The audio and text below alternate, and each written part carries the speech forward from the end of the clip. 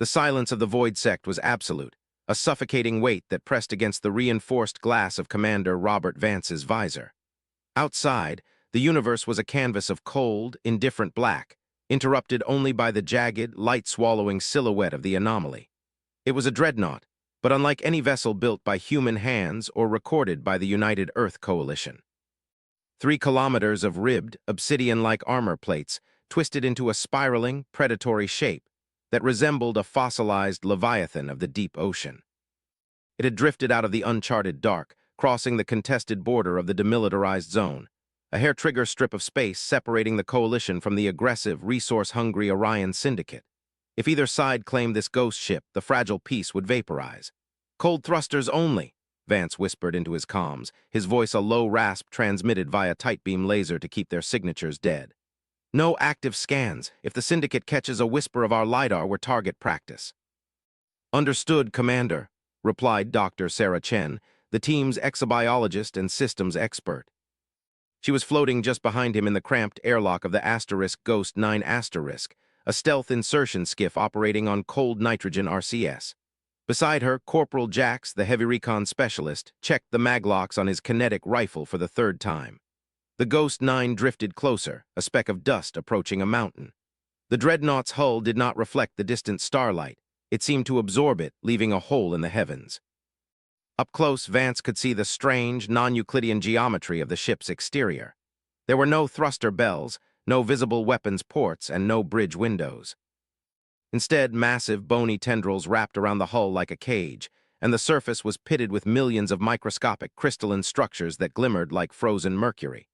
"We have a breach point," Chen whispered. Her HUD projected a wireframe overlay of a jagged tear near the vessel's midsection, likely the result of a micrometeorite impact centuries ago. "No atmosphere inside, but the structural integrity is holding. The alloy is absorbing my passive thermal sweeps. It's sitting at a flat absolute 0. Perfect," Jax muttered. "Just how I like my crypts." The skiff hissed as it made contact, its electromagnetic landing pads locking onto the alien hull with a dull, vibration-only thud that resonated through Vance's boots. Vance stepped out of the airlock first, tethered to the skiff by a carbon weave line. Walking on the alien ship was an exercise in vertigo. The dreadnought's mass was immense, yet it exerted no gravitational pull of its own. He moved in a slow, calculated leapfrog pattern, his magnetic boots clinking softly against a material that felt like a sickening hybrid of titanium and fossilized bone. They slipped through the breach, descending into the belly of the dead Titan. Inside, the scale was dizzying. They stood on a catwalk suspended over a cavernous ribcage of dark, metallic girders. The air here was a pressurized, frozen fog of nitrogen and argon, so cold that their suits' internal heaters immediately whined in protest, kicking into overdrive. "Look at the architecture," Chen breathed, her flashlight beam sweeping across the walls. The beams of their high-intensity torches cut through the frozen haze, revealing columns that branched out like skeletal hands, supporting a ceiling lost in the shadows above. There are no rivets, no welds. It's as if this entire ship was grown or poured into a single cohesive mold. "No signs of power," Jax noted, his weapon raised, scanning the dark alcoves. "But the layout, this doesn't feel like a warship, it feels like a vault." Vance checked his suit's local sensor feed. The silence was deafening, save for the rhythmic metallic asterisk clank-clank of their boots and the heavy thrum of his own pulse in his ears. But then a faint, rhythmic vibration hummed through the soles of his boots. It wasn't the steady vibration of an engine, but an erratic, subvocal pulse, like a dying heart. "You feel that?" Vance asked. "My seismics are picking it up," Chen confirmed, her face pale behind her visor. "It's coming from the lower decks, the primary hold. Whatever is generating that frequency, it's massive." "We proceed," Vance said, his hand tightening on his sidearm. "Stealth protocols remain active. We don't know who or what is listening." They descended deeper through a series of interlocking, iris-like pressure doors that had drifted partially open, frozen in place. The walls grew slicker, coated in a dark, resinous substance that had crystallized in the extreme cold. Strange, bioluminescent fiber optics, long dead, threaded through the bulkheads like dried veins. The design was undeniably advanced, possessing a terrifying elegance that made human engineering look like crude bricklaying. After 20 minutes of navigating the labyrinthine, silent corridors, they reached a massive threshold. The door was a towering archway, 20 meters high, sealed by a translucent amber-like membrane that had been ruptured from the inside. Beyond the membrane lay the central hold. Vance stepped through first, raising his flashlight into the abyssal darkness of the chamber. The beam traveled 30 meters, 40, 50, before finally striking something. He froze. His heart skipped a beat, a cold spike of adrenaline piercing his chest. "Commander," Jax whispered, stepping up beside him. Vance didn't answer. He couldn't. He adjusted his flashlight's focus, widening the beam, and then swept it across the gargantuan expanse of the hold. The chamber was kilometers wide, a colossal hive of stacked hexagonal pods made of a glass-like material stretching as far as the eye could see into the pitch-black void. And inside those pods, suspended in a pale, frozen gel, were faces. Human faces. Thousands of them. Millions of them. Row after row, tier after tier, an endless gallery of the dead. But they were not peaceful. Every single one of them, men, women, children, had their mouths stretched wide, their eyes dilated in raw, primal terror. They were frozen mid-scream. Jax's gloved hand trembled as he lowered his scanner, the green glow of its interface casting eerie, dancing shadows across his visor. The silence in the hold was heavy, almost physical, pressing against the fabric of their environmental suits like a deep-sea current. Every breath Vance took sounded like a gale-force wind inside his helmet. "Commander." Jax's voice was a dry, cracking whisper over the private comm channel. "This is impossible. I'm pulling genetic scans. They're human. 99.9% match to standard Earth-descended baseline. But look at the neural density. Look at the cellular integration." Vance stepped closer to the nearest pod, his magnetic boots making no sound against the grid-like floor. He wiped a layer of crystalline frost from the translucent amber membrane. Beneath the ice, the face of a young man stared back. His skin was a waxy, unnatural white, his eyes wide and vacant, fixed on some unseen horror. His jaw was unhinged in a silent, eternal scream, the tendons in his neck taut like piano wires. "They were conscious," Vance murmured, his throat tight. "When whatever happened to them occurred, they knew. They felt it. It's not just that," Jax said, his fingers flying over his wrist console as he fed the data into their ship's translation matrix. "The pods aren't connected by wires or standard relays. Look at the structural nodes." Vance aimed his tactical light downward. Where human engineers would have used conduits and fiber-optic bundles, this ship utilized something far more disturbing. Thick vascular cords, translucent, fleshy, and filled with a sluggish, luminescent blue fluid, bridged the gap between the hexagonal pods, webbing them together like a massive biomechanical nervous system. The cords pulsed, a slow, agonizingly sluggish throb that occurred once every 30 seconds. The ship wasn't dead. It was brain-dead, perhaps, but its biological systems were still clinging to a fraction of simulated life. "The frequency we tracked," Vance said, his eyes scanning the endless vertical honeycombs that stretched into the vaulted, shadow-drenched ceiling of the hold. "It's coming from the center of this web, a central processor, or a heart." "We should turn back, Commander," Jax whispered, his gaze darting nervously to the rows of screaming faces flanking them on either side. "We've got the telemetry. The Alliance needs to see this. We don't belong here. This isn't a ship, it's a tomb. If we leave now, we leave blind," Vance replied, his military discipline warring with the primal urge to flee. "We don't know who built this, how they got our genetic templates, or why they were carrying millions of us into the disputed zone. We move forward, silent, watch your step." They crept deeper into the labyrinth of the screaming dead. The catwalk beneath them grew narrower, suspended over a yawning chasm of darkness, where millions more pods vanished into the abyss below. The air in the hold, though thin and freezing, began to carry a strange, metallic tang that bypassed their suit filters, the smell of ancient ozone mixed with a sickly sweet organic rot. Suddenly, Jax stopped. "Vance, did you hear that?" Vance froze, raising his sidearm. He held his breath, listening to the absolute void of the dreadnought. At first, there was nothing. Then a soft, wet asterisk click echoed from somewhere in the dark ahead of them. It was followed by a low, musical chime, a sound so pure and advanced it felt entirely out of place in the grim graveyard. On his wrist, Jax's scanner began to chime in a frantic, rising cadence. "Energy spike," Jax hissed, his voice rising in panic. "The central grid. It's redirecting power. The frequency is shifting. It's not a distress beacon anymore, Vance. It's an ignition sequence." Before Vance could respond, the vascular cords lining the bulkheads flared with a sudden, violent surge of violet light. The sluggish blue slurry inside them began to pump rapidly, hissed along by ancient pumps deep within the ship's keel. The temperature in the hold began to rise, the frost on the pods melting into thick, oily tears that ran down the screaming faces of the millions of clones. In the distance, the deep, seismic hum they had chased from the upper decks grew louder, vibrating through the soles of their boots, rattling the bones in their chests. The sleeping giant was beginning to stir. The catwalk shuddered, a sickening lurch that felt less like mechanical movement and more like a massive muscle flexing beneath them. Suddenly, their weight shifted. Gravity, which had been a stable, artificial 1G, tilted violently to a 30-degree angle. The ship's internal inertial dampeners were waking up, struggling to calibrate to a void that had known only drift for millennia. "Vance grabbed the guide rail?"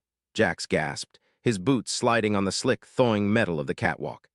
Vance threw his arm over the superstructure, his metal gauntlet locking onto a freezing structural rib.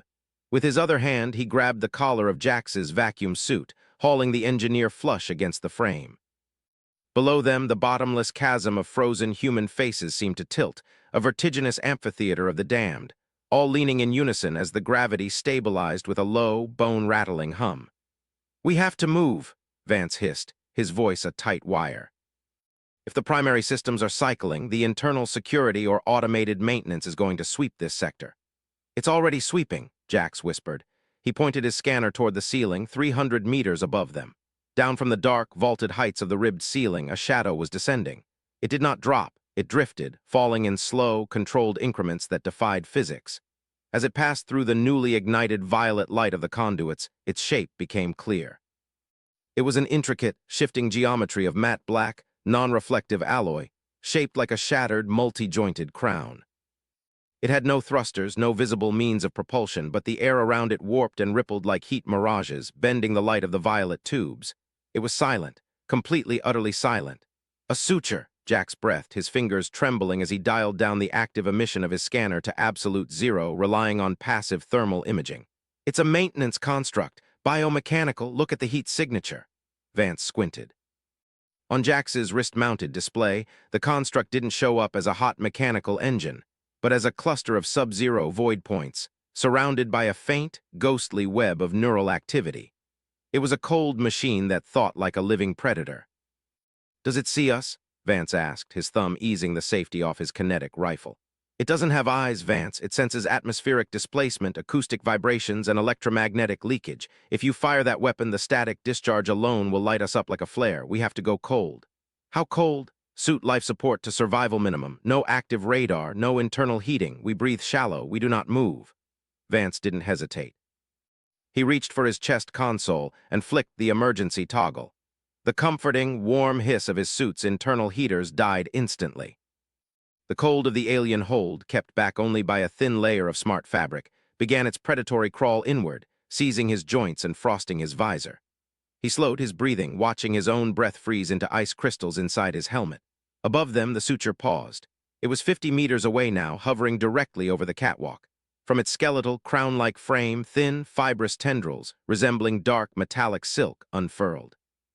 They drifted downward like the roots of a weeping willow, brushing against the glass faces of the cloning pods. A soft, crystalline chime echoed through the bay as one of the tendrils tapped a pod directly to their left. Through the thick, melting frost of that specific chamber, Vance could see the face of the clone inside. It was a perfect, flawless replica of himself. The hair, the scar across the left brow, the structure of the jaw all identical. The suture's tendrils slid across the clone's forehead. The violet slurry inside the pod began to bubble furiously. The clone's chest rose, a sudden, violent expansion of lungs filling with fluid, though its eyes remained tightly shut. The mouth, frozen in its eternal, silent scream, twitched. Vance felt a cold sweat break out on his forehead, instantly turning to ice against his skin. The urge to fire to obliterate the machine desecrating his own flesh was almost overpowering. His finger tensed on the trigger. "Don't," Jax's voice came through the emergency bone conduction comms, a barely perceptible vibration against Vance's jawbone. "Look at the telemetry. It's not fixing them. It's reading them." On Jax's dimmed screen, data was cascading in a language they couldn't read, but the visual mapping was clear. The suture was downloading neural maps from the frozen clones, pulling memories, instincts, and genetic data directly from their dormant brains. Suddenly, the suture stopped. The shifting plates of its crown-like body rotated, aligning toward the catwalk. Toward them, the air grew heavy. The metallic ozone smell in their suits intensified, bypassing their deactivated charcoal filters. The ship's seismic hum shifted in pitch, climbing from a bass rumble to a high-frequency whine that vibrated the fillings in Vance's teeth. The suture began to drift closer, its silk-like tendrils scraping along the metal grating of the catwalk with a sound like dry leaves. It was searching. It knew there was an anomaly in the hold, two heat sources that were rapidly cooling, but not fast enough to match the freezing metal around them. Vance pressed himself harder against the structural rib, his muscles cramping from the sub-zero chill. Through his frosted visor, he watched a metallic tendril drift mere inches from his boot. The tip of the fiber split into a dozen microscopic cilia, tasting the air, sensing the microscopic traces of Teflon and carbon fiber from his suit. He closed his eyes, counting the beats of his racing heart, waiting for the alarm to sound, waiting for the end. But the suture did not strike. Deep within the ship's bowels, a massive, thunderous groan reverberated. The dreadnought's primary drive had engaged. The violet light in the conduits shifted to a blinding, angry crimson. The suture instantly retracted its tendrils, its plates folding inward until it was a tight, hydrodynamic needle. With a silent, space-warping snap, it shot upward into the darkness of the ceiling, completely ignoring them as the ship's urgent command took priority. Vance gasped, flicking his life support back to life. Warm air flooded his suit, clearing his visor, but the relief was short-lived. Jax was staring at his scanner, his face pale, his eyes wide with a terror that went far beyond the machine they had just evaded. "Vance," Jax whispered, his voice trembling. "The navigation grid, it just locked. The jump drives are spooling up. Where is it taking us?" Vance demanded, pulling himself up. "Back to the Alliance border." "No," Jax said, showing him the display. The screen showed a crude, localized map of their sector, with a single glowing vector line cutting straight through the disputed zone, heading toward a cluster of systems they knew all too well. "It's bypassing the border. It's heading straight for the inner colonies, straight for Earth. And that's not the worst of it," Jax continued, his voice dropping to a terrified whimper as he pointed the sensor array toward the empty void of space behind the dreadnought. "Something is trailing this ship." The scanner picked up the gravitational wake before the interference spiked. "It's massive, Vance. It's hunting this dreadnought. And we just turned the beacon on. We have to kill the drive," Vance said, the words tasting like lead on his tongue. He gripped Jax's shoulder, forcing the younger engineer to look away from the terrifying telemetry on his screen. "If this thing jumps into the Sol system with a cosmic predator on its heels, we're delivering a slaughterhouse to our own doorstep. Where is the main reactor?" Jax swallowed hard, his fingers trembling as he toggled through the ship's structural readouts. I can't tell. The architecture isn't logical. It's not built on modular frames like our ships. It's grown. The power conduits run through the superstructure like a nervous system, and they're all converging on a central chamber 3 decks down. But Vance, to get there, we have to go through the secondary holding cells. We have to go through them. Vance looked down through the grated walkway. Far below, the crimson-lit abyss of the cargo hold was alive. The millions of suspended clones were no longer frozen. Though still encased in their transparent amber-colored pods, their bodies were twitching, their chests rising and falling in a horrifying, asynchronous rhythm. They were breathing the ancient, synthetic fluid. "We go dark," Vance ordered, his voice a tight whisper. "Ghost protocol.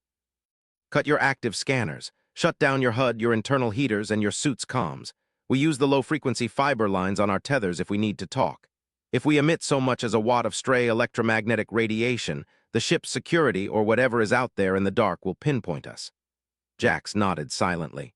He tapped his wrist console, initiating the cold sleep state for his survival suit. Instantly, the comforting warmth of Vance's suit evaporated, replaced by a biting synthetic chill.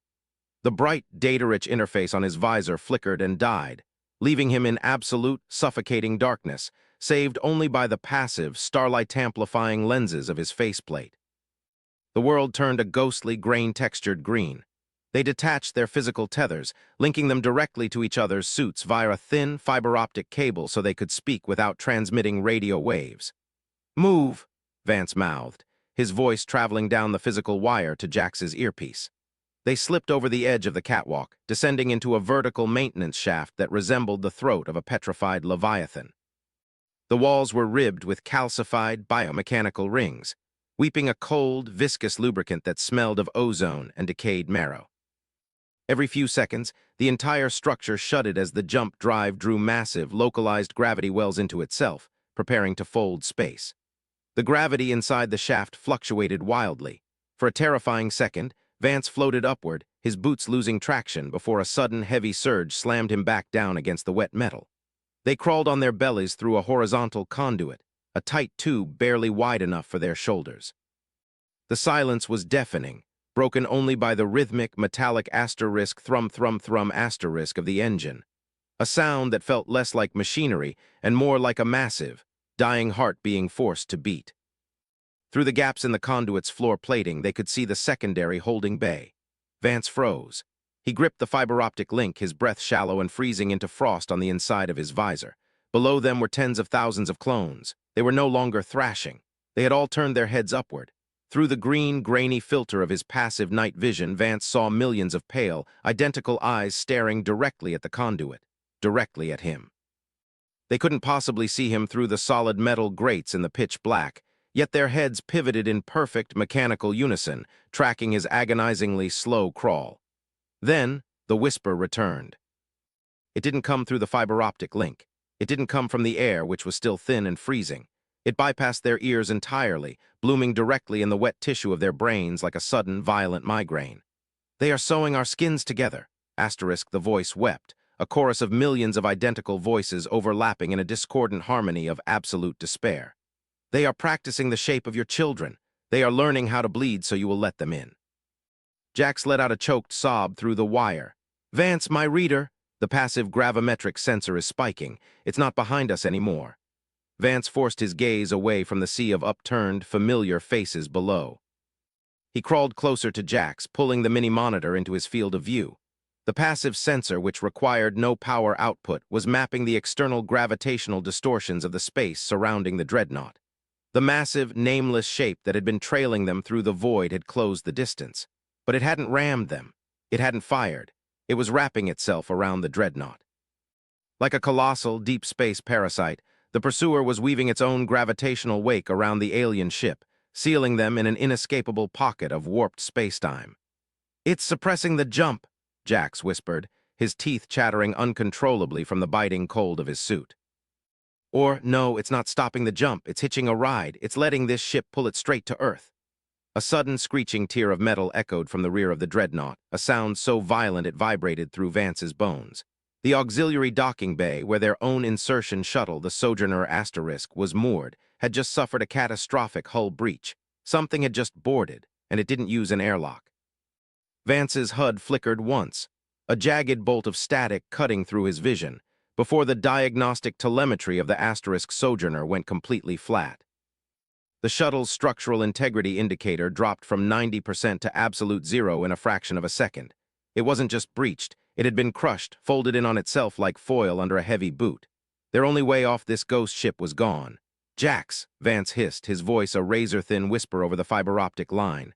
"Go black now, kill your active systems, all of them. But the heaters, kill them." With a series of frantic manual keystrokes on their wrist consoles, their suits died. The warm, reassuring hum of the environmental life support systems faded into an icy, hollow silence. The active HUDs vanished, plunging them into a darkness so absolute it felt heavy, pressing against their eyeballs like physical weight. The only light left in the colossal hold was the faint, erratic pulse of the dreadnought's primary conduits, thick, semi-translucent tubes running along the ribbing of the vaulted ceiling like exposed veins, carrying a thick, luminescent sludge that glowed with a dull, bruised purple. The cold hit them almost instantly. Without the suit's active thermal regulation, the absolute zero of deep space began to leach through their pressurized layers, biting at their fingers and toes. Every breath Vance took felt like inhaling powdered glass. Below them, the silence of the millions was more terrifying than their screams. The clones had stopped whispering, but they had not stopped moving. Through the gloom, Vance watched a slow, sickening ripple cascade across the vast, suspended grid of holding cells. Millions of pale, naked bodies shifted in perfect, silent unison. Their heads didn't track Vance and Jax anymore. They turned backward toward the cavernous throat of the ship where the auxiliary docking bay lay. They were tracking the intruder. They were acting as a biological radar. A heavy, low-frequency vibration shuddered through the iron catwalk beneath Vance's chest. It wasn't the rhythmic thud of feet. It was a wet, sliding drag, followed by a metallic screech that sounded like razor blades being scraped across a chalkboard. "SHHHK-TAC," SHHHK-TAC. Then a sound came through the passive diaphragm of Vance's helmet. It wasn't a telepathic projection this time. It was a physical sound vibrating through the dead air of the ship, picked up by the external sensors of his unpowered suit. It was a voice. It was distorted, a chaotic tangle of frequencies and static, but the cadence was unmistakable. "Jax, my reader," the voice rasped, the syllables stretched and warped as if the speaker were trying to mold a newly formed throat to the shape of the words. "The passive, gravimetric." "Spike," it was Jax's voice. Jax, lying mere inches from Vance on the metal grating, let out a sharp, terrified gasp. Vance lunged forward in the dark, his gloved hand clamping down hard over Jax's external helmet exhaust, sealing the vent to prevent even the microscopic puff of his partner's panicked breath from escaping into the freezing, dead air of the hold. "Don't move. Don't breathe," Vance thought, praying the silent command would cross the space between their helmets. The wet, sliding sound grew closer. Below them, the violet light of the conduits began to dim and flicker, as if the energy in the air was being actively drained, sucked into a localized vacuum. The shape emerged from the dark corridor leading into the clone bay. It didn't possess a permanent geometry. It was a tear in the darkness, a shifting, localized gravity well that bent the faint purple light around it like a lens. Where it stepped, the metal floor did not merely vibrate. It buckled, groaning under a weight that didn't belong in 3 dimensions. But as the anomaly moved directly beneath the catwalk, the chaotic, shifting mass began to condense, pulling itself together into something solid. It was choosing a shape. Vance watched, his eyes wide, his pupils dilated to their absolute limits in the dark. The mass sprouted limbs, long, jointed, and far too many of them, but as they touched the metal floor, they smoothed out, shortening, thickening. The dark, oily membrane covering the entity began to pale, turning a sick, translucent white. It was growing skin. It was growing hair. A face began to bubble to the surface of the mass. It didn't form from the inside out. It was pressed from within, like a heavy hand pushing against a sheet of tight latex. Eyes blinked open, not the empty, dead eyes of the frozen clones, but eyes that were wet, black, and searching. It looked exactly like Jax, but the jaw was too wide. The neck was too long, the bones beneath the freshly minted skin cracking like dry twigs as it tested its new range of motion. When it parted its lips to test the air, it didn't have human teeth. It had a double row of jagged, needle-thin calcium ridges. The clone Jax stopped. It tilted its head at an impossible 90-degree angle, staring directly up at the high-altitude catwalk where they lay hidden. The telepathic scream returned with the force of a physical blow. It wasn't a whisper anymore. It was a deafening, localized pressure wave that made Vance's ears ring and his nose bleed inside his helmet. "We are learning how to bleed," the collective mind of the millions shrieked, their upturned, identical faces staring at the ceiling in perfect, terrifying synchronization with the creature below. "We are learning how to cry so you will let us home." Vance pressed his visor hard against the cold, grated steel of the catwalk, desperate to muffle the sound of his own ragged breathing. Blood, thick and dark, smeared across the inside of his faceplate, leaking from his nose and ears. Beside him, the real Jax was rigid, paralyzed by the sight of his own distorted, needle-toothed reflection staring up from the abyss. Jax's hand hovered over his sidearm, but his fingers were trembling so violently he couldn't unclip the safety holster. Down below, the thing that wore Jax's flesh did not blink. Its wet black eyes seemed to pierce the darkness of the high-altitude rafters, looking not at them, but through them, as if calculating the precise coordinates of their fear. Then the gravity well shifted. It was not a sudden lurch, but a sickening, localized distortion. Vance felt his stomach drop as the downward pull of the ship's artificial gravity warped. A heavy droplet of blood fell from the bottom of Vance's helmet, but it did not plunge to the deck 300 meters below. Instead, it drifted horizontally, drawn like an iron filing toward the invisible vortex surrounding the entity. The crimson bead floated across the empty air, accelerating until it splashed directly onto the creature's upturned, pale cheek. The entity flinched at the impact. It raised a hand with too many joints, the fingers lengthening and splitting into delicate, multi-tiered sensory tendrils, and wiped the blood away. It stared at the red smear on its pale skin, then brought its hand to its mouth, tasting it with a flick of a black, bifurcated tongue. A terrible shudder ran through the millions of clones suspended in the surrounding racks. In unison, their heads tilted 90 degrees, matching the creature's impossible posture. The wet, rhythmic slapping of millions of bare feet against glass echoed through the cavernous hold as they began to press themselves against the transparent casings of their pods. He tastes of salt and decay, the telepathic voice rasped, no longer a singular cry but a discordant choir of millions of Vances and Jaxes, whispering directly into the folds of their brains. He is fragile. We will be fragile too. The entity on the deck floor began to move. It did not climb the access ladders or use the industrial lifts. It simply stepped onto the vertical support column of the catwalk structure. As its foot touched the vertical steel, the localized gravity well rotated. For the creature, the wall was now the floor. It began to walk up the girder, its body perpendicular to Vance and Jax. With every step it took, the massive steel pillar groaned, bending inward under a weight that seemed to multiply with its speed. The metal warped and bubbled where its feet touched, the structural integrity of the dreadnought's spine screaming in protest. "We have to go," Jax whispered. The words were barely a breath, transmitted through the closed-circuit, low-frequency comms of their suits to avoid acoustic detection, but even the radio static felt dangerously loud. "Vance." "Move," Vance forced his limbs to obey. He slipped his boots from the catwalk's magnetic locks, the sudden release of the clamps making a faint asterisk clink that felt like a gunshot in the tense silence. They began to crawl backward along the narrow platform, dragging themselves on their bellies through the thick layer of oily dust. Below them, the ship's central trench began to glow. Advanced, non-Euclidean conduits, glowing tubes filled with a pulsing, super-dense purple fluid, flared to life along the bulkheads. The alien technology was awakening, responding to the entity's ascent. Above the main hold, a massive holographic array projected into the open air. It didn't display standard navigation charts. It was a shifting, multi-dimensional sphere of folding geometric planes, tracing a trajectory that bypassed all border defense grids. It was a direct, straight-line vector toward the core worlds, toward Earth. The jump engines of the dreadnought hummed, a low, subsonic vibration that rattled Vance's teeth inside his skull. The countdown had begun, but there were no numbers, only a series of concentric rings collapsing in on a single, glowing point. "It's spooling up the slipstream drive," Vance hissed into his comms, his voice cracking. "Jax, if those engines cycle completely, the spatial displacement will crush us before we even leave the sector. We need to reach the maintenance conduit." A sharp, metallic snap cut him off. 10 meters behind them, the vertical girder they had been crawling away from buckled completely. The entity had reached the level of the catwalk. It stepped over the edge, its feet landing on the metal grating. Instantly, the gravity around Vance and Jax went chaotic. Loose bolts, discarded tools, and flakes of rust began to orbit the creature in a slow, silent halo. Vance felt himself being pulled toward it, his body sliding backward along the smooth steel of the catwalk despite his desperate attempts to grip the handrails. The creature's face had smoothed out further, the mimicry almost perfect now.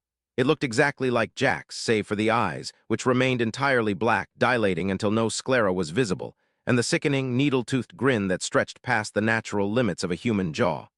"Jax," the entity whispered. It didn't use the telepathic link this time.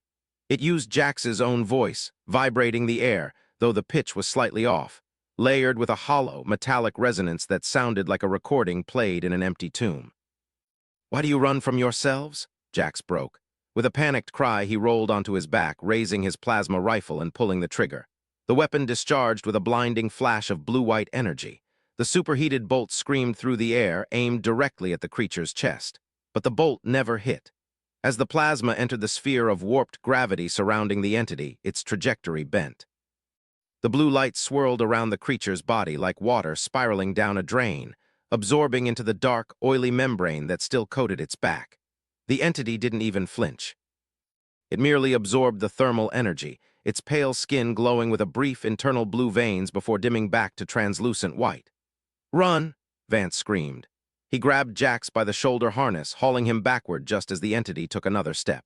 The catwalk beneath their previous position collapsed, sheared in half by the sheer gravitational tide the creature dragged in its wake. The steel plates screamed as they fell into the dark, twisting and crumpling like paper before they even hit the ground. Vance and Jax scrambled into the dark, narrow mouth of a maintenance conduit, sliding through the circular hatch just as the air pressure in the main bay began to drop. Vance slammed the manual override, and the heavy, blast-resistant door slid shut with a pneumatic hiss. They were plunged into absolute darkness, save for the faint, cycling red emergency lights of their own suits. For a second, there was only the sound of their frantic breathing. Then, from the other side of the thick blast door came a sound that made Vance's blood run cold. It wasn't a bang or a clawing sound. It was the wet, rhythmic tapping of bare feet, accompanied by the dry, splintering crack of bones being broken and rebuilt to fit into the tight ventilation shafts surrounding them.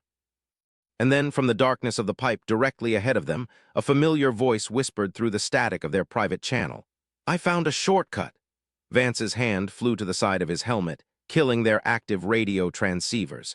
He grabbed the physical comm tether dangling from his chest rig and violently shoved the auxiliary jack into the port on Jax's collar. Click.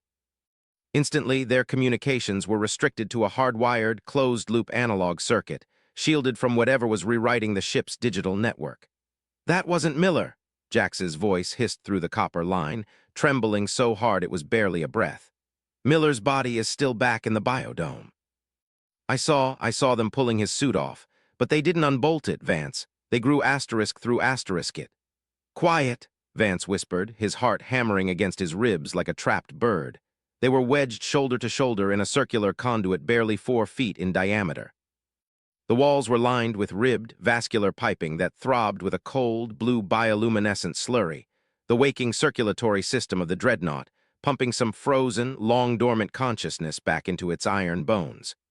Vance raised his tactical HUD's passive infrared sensor.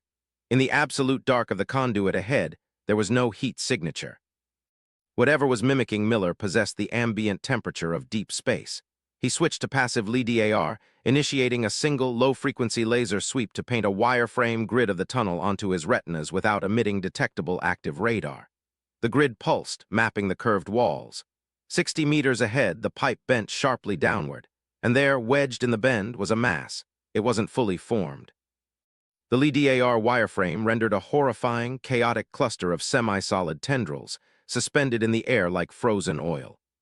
But as they watched, the tendrils began to violently knit together, rapidly modeling the distinct, geometric outline of a standard-issue human EVA suit.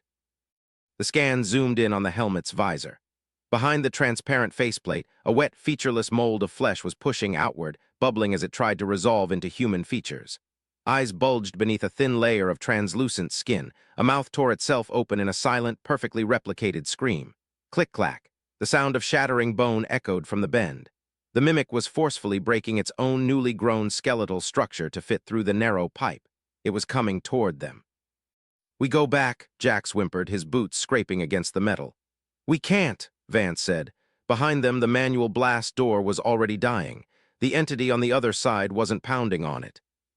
Instead, the localized gravity field it dragged in its wake was subjecting the heavy alloy to extreme molecular fatigue. Through the small, thick observation glass of the hatch, Vance saw the steel beginning to ripple like water. The rivets popped out of their sockets one by one, disintegrating into fine gray powder before they even hit the floor. The center of the door was distending inward, stretching and thinning until it was almost translucent. They were sandwiched between a gravity, well, that would flay them to the atomic level, and a horror that was currently designing a face out of their own stolen DNA. Vance looked up. Above them, set into the ceiling of the conduit, was an old mechanical iris valve, a manual override for routing liquid coolant. Because it was operated by physical, gear-toothed wheels rather than the ship's digitized cybernetics, it remained closed, untouched by the awakening system. He reached up, grabbing the heavy iron wheel. He pulled. It didn't budge. The metal was seized by eons of vacuum weld. "Help me," Vance muttered through the tether. Jack scrambled forward, his gloved hands locking onto the wheel next to Vance's. If they used too much force, the metal would snap, or worse, the grinding screech would alert both predators. Vance pulled a small canister of aerosolized acoustic dampener from his utility belt, a fast-drying silicone foam used to patch microfractures in hulls without making noise. He sprayed it liberally into the gear assembly, coating the ancient mechanism in a thick, sound-absorbing blue gel. Together, they threw their weight into the turn. The wheel groaned, the sound muffled to a dull, wet thud by the foam. The iron teeth bit into each other, and the heavy blades of the iris began to retract, pulling back millimeter by millimeter to reveal a dark, vertical shaft leading into the ship's secondary cooling array. Down the conduit, the LiDAR grid flickered. The mimic's head had snapped toward them. The half-formed face had suddenly elongated, its jaw unhinging to accommodate a throat that was still wetly carving itself out of raw tissue. The splintering sound returned, faster now, a frenzied clatter of bones being snapped and reset at hyperspeed. It was crawling toward them, dragging its half-solid limbs with impossible, insectoid velocity. "Go up!" Vance hissed, shoving Jax toward the opening. Jax scrambled into the vertical shaft, his magnetic boots clanging softly against the inner rungs of the ladder. Behind them, the blast door finally gave way. It didn't break, it simply ceased to hold its solid form, dissolving into a swirling vortex of metallic dust that was sucked into the pitch-black void of the entity stepping through. The air pressure in the conduit dropped instantly, the vacuum of the ship's larger bays tearing at Vance's suit. Vance grabbed the edges of the iris hatch, hoisting himself up just as the gravity well entered the conduit. Immediately, the soles of his boots felt heavy, pulled downward by an invisible, crushing tide. The fabric of his high-tensile trousers began to fray, the microscopic fibers unraveling and floating downward like ash toward the approaching darkness. "Vance!" "Hand," Jax roared, leaning down from the ladder. Vance reached up, their pressurized gloves locking together. With a grunt of sheer, desperate exertion, Jax hauled him upward, defying the artificial gravity pulling at Vance's legs. Vance swung his knees over the lip of the iris. As he did, he looked down. Staring up through the narrowing gap of the iris was a face. It was no longer a bubbling mold. It had finished its work. The face looking back at Vance was his own. It possessed the same crooked nose, the same scar across the left eyebrow, the same terror-wide eyes. But the mouth was wrong. It stretched too far, smiling from ear to ear with a row of teeth that were still sharp, jagged shards of unrefined bone. The mimic reached up, and a pale, five-fingered hand, identical to Vance's down to the grease stains on the knuckles, slammed against the closing metal blades of the iris. The iris ground shut, a guillotine of smart matter alloy. With a wet, sickening snick, the heavy metal blades sheared through the mimic's knuckles. But there was no spray of crimson, no splintering of human bone. Instead, the severed fingers liquefied instantly into a thick, quicksilver sludge. The metallic oil writhed against the seam of the closed hatch, bubbling and pulsing as it sought the microscopic tolerances of the seal, trying to reconstitute itself and seep through. "Up! Keep moving!" Vance gasped, his voice cracking inside his helmet. He didn't look down again. They climbed. The vertical conduit was narrow, a rib cage of non-Euclidean alien architecture that felt less like a mechanical shaft and more like the throat of a petrified titan. Every surface was coated in a faint, greasy residue that hummed with a low-frequency current. With every meter they ascended, the air pressure fluctuated wildly, pulling at their suits, threatening to rupture the seals. The ship's engines were no longer merely roaring, they were singing. It was a massive, subsonic drone that vibrated through the soles of their magnetic boots, rattling their teeth and causing their visor displays to flicker with columns of chaotic, green-tinted static.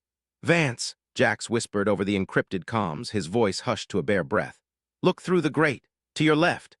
Vance paused on the ladder, his heart hammering a frantic rhythm against his ribs. He turned his head slowly, his helmet visor brushing the cold, metallic wall of the conduit. Through a narrow ventilation screen, the sheer, unimaginable scale of the dreadnought's primary hold stretched out into the dark. It was a cathedral of horrors. The millions of glowing pods they had seen earlier were no longer frozen. The liquid nitrogen matrix had drained, leaving a dripping, bioluminescent fog that clung to the floor plates, and the clones were standing. They were not screaming anymore. They stood in absolute, terrifying silence, millions of perfect, pale figures illuminated by the pulsing blue light of the ship's organic conduits, but they were not yet complete. As Vance watched, holding his breath, the faces of the nearest clones began to ripple. The smooth, featureless expanses of flesh where their eyes and mouths should have been melted and cratered, bubbling like boiling wax. Slowly, agonizingly, they began to harden into familiar shapes. He saw Captain Avery's stern jawline forming on a dozen figures. He saw his own crooked nose carving itself into another. The entity was not merely cloning them, it was weaving their identities, spinning a tapestry of theft across millions of blank canvases. "The firewall is down," Jax breathed, his fingers trembling on the rungs above. "The clones!" They were a warning, a physical record of what happened to the species before us. They were frozen to keep Asterisk it starved of forms, and we just warmed up the larder. "We have to get to the shuttle," Vance whispered. "We seal the airlock, we decouple, and we burn this ship's coordinates to every relay in the sector, if even one of those things gets to the border." "They won't just cross the border," Jax said, his voice hollow. "They'll walk right through our front doors and our families will open them." A sudden, sharp clack echoed from the conduit below. Both men froze. The sound of snapping bones, that erratic, hyperspeed clatter, was rising from the darkness beneath them. The liquefied fingers that had slipped through the iris hatch had reformed. It was climbing. It didn't need rungs. It was dragging itself up the smooth interior walls of the shaft with a wet, skittering velocity. "No more climbing," Vance hissed. "The emergency egress is 3 meters up. Move!" They scrambled upward, their movements frantic but disciplined by years of survival training. Jax reached the manual release lever of the secondary airlock hatch. He hauled it back. The circular door hissed open, revealing the stark utilitarian steel of their own boarding shuttle's docking collar. They tumbled through the hatch, Vance slamming the manual override button on the inner console. The heavy steel door slid shut with a solid, reassuring thud. The magnetic locks engaged, sealing them off from the alien dreadnought. They were back in their own world now, a world of familiar gray bulkheads, warning decals, and the comforting artificial smell of recycled oxygen and grease. "We're in," Jax panted, collapsing against the bulkhead. He began stripping off his heavy helmet, his face pale and slick with cold sweat. "Get us uncoupled, Vance. Now, blow the explosive bolts if you have to." Vance didn't answer.